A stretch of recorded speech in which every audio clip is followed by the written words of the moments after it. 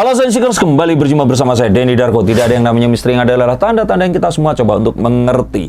Baru beberapa hari yang lalu, Presiden saat mengunjungi salah satu fasilitas di Tanjung Priuk di pelabuhan ini mendengarkan keluhan dari salah satu driver kontainer yang mengadu tentang adanya pungutan pungli oleh oknum-oknum karyawan dan preman di depo-depo pembongkaran kontainer yang ada di area Tanjung Priok. Dan saat itu terjadi, Presiden melakukan sesuatu yang dramatis, yang kalau saya bilang ini hanya ada di film-film, langsung menelpon Kapolri, dan Pak Listio ini diminta untuk memberikan atensi dan meminta mereka semua untuk segera ditangkap. Dan akhirnya pertama kali ditangkap 24 orang hingga akhirnya 49 orang diamankan karena diduga melakukan praktek pungli terhadap supir yang membawa kontainer masuk ke area pelabuhan. Ini ternyata dilakukan oleh para preman jalanan dan oknum karyawan yang bertugas di shift malam di salah satu PT. Dan sebenarnya ini tarikannya ini kecil, tapi karena debit dan flow frekuensi kedatangan ini banyak, uang yang hanya sekitar 2.000 hingga 20.000 ini akan jadi besar. Dan waktu ditangkap pun beberapa orang ini mengantongi uang sekitar 600.000, padahal itu masih siang dan sore. Nah, kebayang kalau ternyata banyak sekali. Dan ini juga kalau dilihat dari sini akhirnya menimbulkan sebuah eskalasi di Tanjung Priok. Tiba-tiba karena ditangkapnya ini tadi, supir-supir ini mengalami ancaman berupa pemecahan kaca mobil. Betul sekali, kelereng dan batu ditembakkan dari jarak jauh dan memecahkan kaca-kaca mobil yang mereka tumpangi. Truk-truk ini tadi kemudian menjadi pecah dan banyak sekali orang-orang yang mengabadikan ini, mengunggahnya di sosial media dan menjadi viral di tanggal 14 Juni 2021. Nah, kita pengen tahu, ini kira-kira ada apa dan Pak Jokowi ini melewatkan apa sih? Oke, kita akan mulai pertama dengan kartu ini, karena kita akan coba lihat apa yang dihadapi sebenarnya oleh Jenderal Listio Sigit ini tadi. Yang pertama, ini sepertinya adalah impian masyarakat saat pemimpin mereka ini turun tangan langsung melakukan sesuatu yang dianggap membenarkan atau menyelesaikan sesuatu yang salah. Tapi memang ini bukan di comic book atau bukan di film. Kita lihat bahwa saat ada satu orang hero terus kemudian mengalahkan satu penjahat, kita kadang berpikir kalau kita ini logika, kalau di sini terjadi kejahatan, di tempat lain pun mungkin saja terjadi. Jadi kalau ditangkap satu, sebenarnya di tempat lain itu ada banyak. Nah, saya tidak menyalahkan apa yang dilakukan oleh Pak Jokowi, tapi yang dilakukan saat itu tidak menyelesaikan semuanya.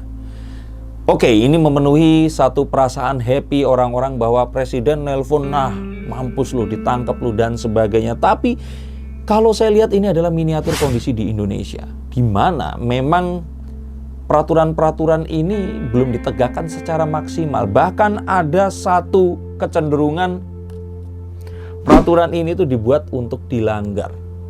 Nah, kalau menurut saya ini yang sebenarnya terjadi. Contoh, ada sebuah terminal bus di satu tempat, tapi ternyata jarak 500 meter sebelum terminal itu ada terminal bayangan.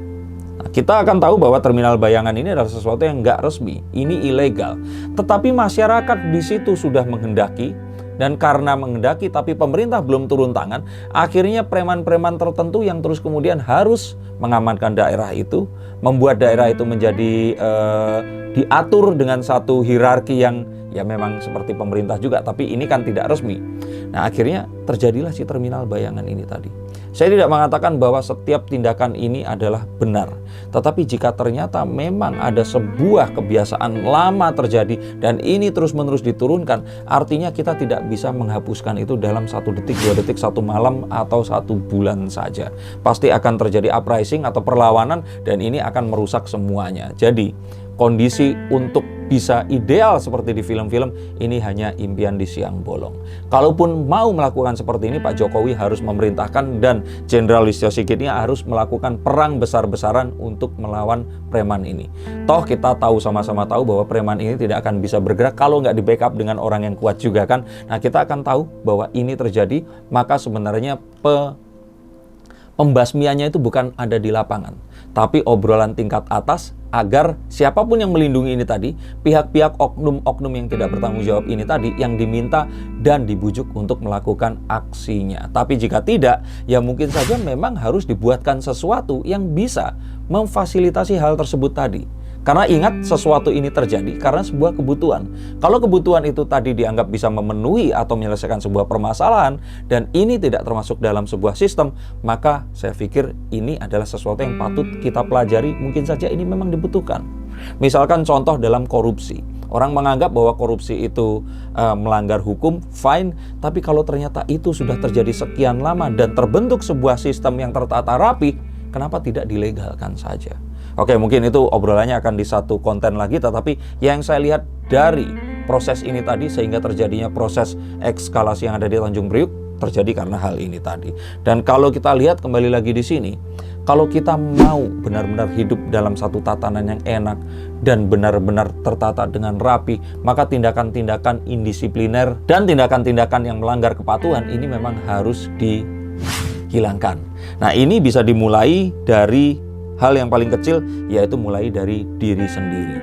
Kalau kita tidak mulai dari diri sendiri, hal seperti ini pasti akan terjadi. Inilah yang akan menghalangi nurani kita, yang akan membatasi saat kita akan melakukan sesuatu yang tidak kita inginkan.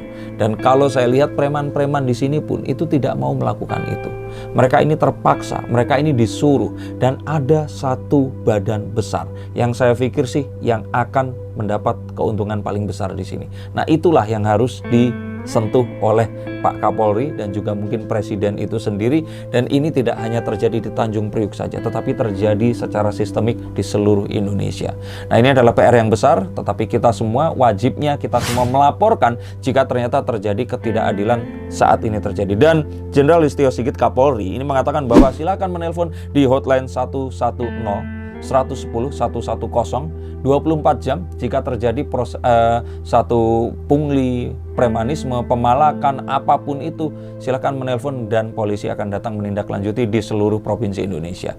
Harapannya ini semua bisa lebih diredam dan sesuatu yang sifatnya tidak jelas ini bisa lebih dijelaskan lagi. Kita lihat bahwa kalaupun ini hanya terjadi di satu tempat, maka ini hanyalah sebuah ilusi. Jika ini memang mau dilakukan, maka ini harus terjadi di seluruh daerah di Indonesia. Seperti kita ketahui bahwa ini adalah sesuatu yang menahun, sudah terjadi. Dan ini harus diperbaiki, dan kalau kita tidak memutus mata rantai, maka hal seperti ini akan terus terjadi. Sama seperti yang dialami oleh sopir ini tadi saat hari ini mereka datang, mereka menganggap bahwa pungli sudah hilang, tapi ternyata mereka diserang dari arah yang berbeda. Maka daripada itu, ini adalah sesuatu yang sifatnya sistemik yang harus juga diselesaikan dengan sistemik dan tidak hanya bisa diselesaikan dengan satu telepon dan penangkapan orang-orang yang ada di sana. Dan kalau dilihat lagi, ini semua sebenarnya berbibit atau berawal dari iklim kita. Pernah sadar nggak kenapa kita itu nggak pernah disiplin? Kenapa buat kita itu waktu itu bisa kayak karet? Karena apa? Karena iklim kita. Kita hilang sense tentang waktu. Sense waktu seperti apa? Jadi begini. Bayangkan kalau orang tinggal di Jerman, mereka memiliki 4 musim. Di mana musim panas dan musim dingin ini adalah musim paling ekstrim di mana mereka tidak bisa beraktivitas. Artinya sama seperti beruang. Saat beruang ini mereka menghadapi musim dingin, mereka harus makan sekenyangnya sehingga mereka harus tidur di musim dingin. Artinya apa? Mereka hanya menyisakan waktu bekerja secara maksimal di musim semi dan gugur. Nah, karena tersisa waktu hanya di 2 musim, mereka akan sangat rajin bekerja mempersiapkan semuanya untuk menghadapi 2 musim yang lain. Sedangkan orang Indonesia dengan semua kemudahan dan kita serasa hidup di surga, kita ini menganggap segala sesuatu itu mudah dan bisa disiapkan atau difikirkan nanti. Bahkan baju yang kita pakai bisa kita pakai di sepanjang tahun, sedangkan orang-orang di belahan dunia lain yang subtropis dan juga mereka ini tinggal di iklim yang dingin, mereka itu sampai harus membagi lemari mereka ke baju musim dingin, baju musim panas, musim semi dan musim gugur. Jadi ini adalah sebuah hal yang juga berakibat baik, tetapi di sisi yang lain berakibat buruk ke sesuatu yang sifatnya disiplin, taati peraturan, dan hal-hal yang lainnya. Tapi ini sebenarnya bukan satu masalah karena saya lihat sebenarnya mata rantai bisa diputus. Seperti kata-kata saya tadi, Tidak artinya kita hidup di iklim tropis seperti sekarang ini, terus kita berhak untuk melakukan apapun. Kita lihat negara tetangga kita, Singapura, akhirnya mereka berhasil menjadi negara yang tertib dengan kemajuan bak negara di belahan dunia yang lain atau di benua Eropa dan Amerika dan Australia, dan mereka juga tetap hidup dengan teratur. Apakah memang ini adalah sesuatu yang harus kita tiru? Dan kalau kita ternyata ingin negara kita seperti negara Singapura ini dengan semua order dan semua keteraturannya, mungkin memang kita harus melakukan sesuatu yang berbeda dari biasanya. Nah, berbeda dengan apa ya? Mungkin Indonesia harus menemukan bentuk demokrasinya sendiri. Mungkin Indonesia dengan semua keberagamannya ini harus dipersatukan dengan cara yang memang unik dan berbeda dengan negara lain. Dan ini tugas Pak Jokowi dengan para menterinya, bagaimana menertibkan orang-orang yang ada ini tadi di banyak pulau dan banyak suku. Dan jika memang ini tidak terjadi, kalau saya bilang mungkin harus dilakukan dengan tangan besi. Dan siapapun yang tidak menuruti atau tidak mematuhi mungkin harus diberikan hukuman atau diberikan sanksi sosial. Seperti yang terjadi di Jepang dan juga di China. Orang di China kalau korupsi, mereka akan dihukum 3 generasi hingga ke bawah.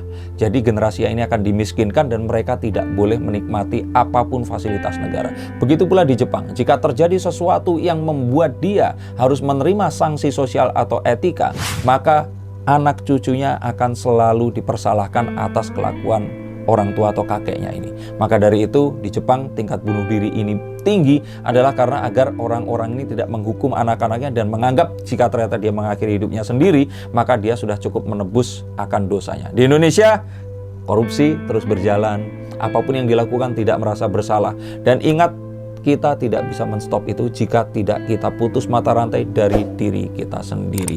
Dan marilah kita bersama-sama, karena apapun yang terjadi ini hanyalah miniatur dari yang terjadi di Indonesia. Apa yang terjadi di Tanjung Priuk, semoga ini segera selesai.